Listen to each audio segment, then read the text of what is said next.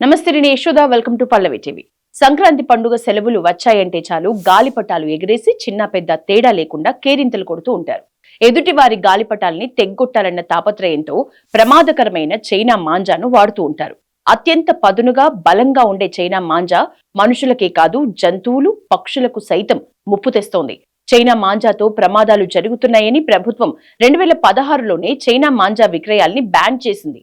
National green tribunal ద్వారా 2017 నుంచి జాతీయ స్థాయిలో కూడా నిషేధం విధించారు. అయినా చాప కింద నీరులా చైనా మాంజా బ్లాక్ మార్కెట్ ద్వారా హైదరాబాద్ సహా తెలంగాణలోని అన్ని జిల్లా కేంద్రాలకు సప్లై అవుతోంది. తనిఖీలు చేయాల్సిన అధికారులు తమకేమీ పట్టదు అన్నట్లుగా వ్యవహరిస్తున్నారు. గాలిపటాల పోటీలో తెగిపడిన దారాల చెట్ల కొమ్మలు విద్యుత్ తీగలకు భవనాలపై పడుతున్నాయి. వాహనాలపై వేగంగా వెళ్తున్న వారికి మాంజా తగిలి చనిపోతున్నారు. చాలా మంది గాయపడుతున్నారు. హైదరాబాద్ లో ఓ వ్యక్తి చైనా మాంజా గొంతుకు కోసుకుపోవడంతో ప్రాణాలు కోల్పోయాడు. ఇటీవల మరో వ్యక్తి సైతం చైనా మాంజా తగిలి తీవ్ర గాయాల పాలయ్యాడు. ఈ ఘటన శంషీర్ గంజ్ ప్రాంతంలో జరిగింది. నవాబ్ సాహెబ్ కుంట ప్రాంతానికి చెందిన జమీల్ అనే యువకుడు బైక్ పై వెళ్తుండగా మెడకు చైనా మాంజా తగిలింది. అది గొంతును కోయటంతో తీవ్ర గాయాలయ్యాయి. వెంటనే యువకుణ్ణి హాస్పిటల్ కి తరలించగా పరిస్థితి విషమంగా ఉన్నట్లు డాక్టర్స్ చెప్తున్నారు. ఇక నిన్నగాక మొన్న మేడ్చల్ జిల్లా కీసర మండలంలోని మల్లికార్జున్ నగర్ లో గాల్లో ఎగురుతున్న చైనా మాంజా అకస్మాత్తుగా ఓ యువకుడి మెడకు తగలటంతో తీవ్ర గాయాలయ్యాయి.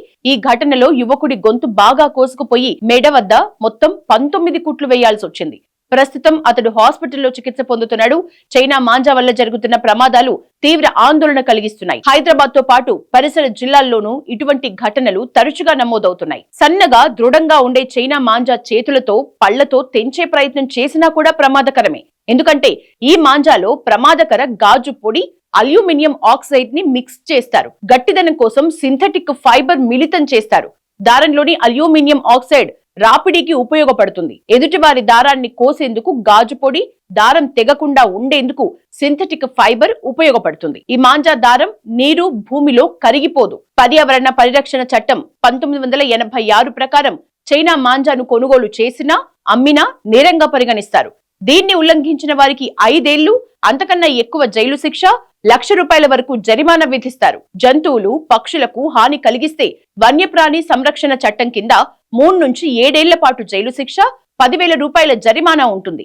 అమ్మినా, నిల్వ చేసినా, రవాణా చేసినా శిక్ష విధిస్తారు. కానీ ఎప్పటికప్పుడు పగడ్బందీగా తనిఖీలు లేకపోవడంతో చైనా మాంజా ఏటా మనుషుల ప్రాణాలు బలిగొంటూనే ఉంది. పశుపక్షాదుల్ని పొట్టున పెట్టుకుంటోంది. భారతీయుల ప్రాణాలపై పంజా విసురుతున్న చైనా మాంజాను పాతరేయాల్సిన సమయం వచ్చింది. ప్రతి ఒక్కరం మన ఇంటి నుంచే ఈ ప్రయత్నం మొదలు పెట్టాలి. పిల్లలకు కొనిచ్చే గాలిపటాల దారం విషయంలో 1కి 2 సార్లు మనం నిశితంగా చూసుకోవాల్సిన అవసరం ఉంది.